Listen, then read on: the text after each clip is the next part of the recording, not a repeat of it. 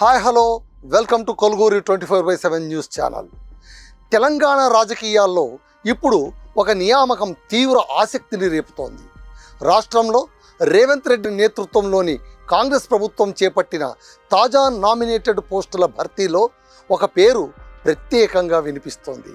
వారే కోరుట్ల నియోజకవర్గ Congress incharge senior నేత జువ్వాడి నరసింగరావు. వెలమ కార్పొరేషన్ చైర్మన్గా కీలక పదవి చేపడుతున్న జువ్వాడి నరసింగరావుకి ముందుగా మన ఛానల్ తరఫు నుంచి హృదయపూర్వక శుభాకాంక్షలు.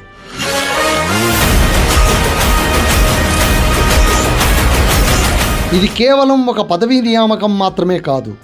దీని వెనక ఒక బలమైన పొలిటికల్ మెసేజ్ ఉంది.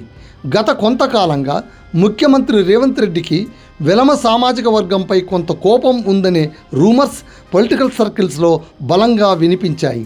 అయితే అదంతా కేవలం వదంతులే అంటూ ఆ ప్రచారానికి చెక్ పెడుతూ తన అత్యంత సన్నిహితుడు, తన టీంలో ఎప్పటి నుంచో కీ రోల్ ప్లే చేస్తున్న నరసింగరావుకు ఈ ప్రతిష్టాత్మక పదవిని కట్టబెట్టారు సీఎం రేవంత్. కోరుట్ల నియోజకవర్గంలో జువ్వాడి నరసింగరావుకు ఉన్న బలమైన పట్టు, ప్రజల్లో ఆయనకున్న క్రేజ్లే ఈ నిర్ణయానికి ప్రధాన కారణం. కాంగ్రెస్ కష్టకాలంలో ఉన్నప్పటి నుంచి పార్టీ కోసం రేవంత్ రెడ్డి అడుగులో అడుగు వేస్తూ నడిచిన ఆయన విధేయతకు దక్కిన సరైన గుర్తింపు ఇది అని విశ్లేషకులు భావిస్తున్నారు. తెలంగాణ రాష్ట్రం వచ్చాక తొలిసారిగా వెలమ సామాజిక వర్గానికి ప్రత్యేకంగా కార్పొరేషన్ ఏర్పాటు చేయడం విశేషం కాగా, ఈ కార్పొరేషన్కు తొలి చైర్మన్గా జువ్వాడి నరసింగరావును ముఖ్యమంత్రి రేవంత్ రెడ్డి నియమించడంతో తెలంగాణ వెలమ సామాజిక వర్గం ప్రజలు హర్షాతిరేకం వ్యక్తం చేస్తున్నారు.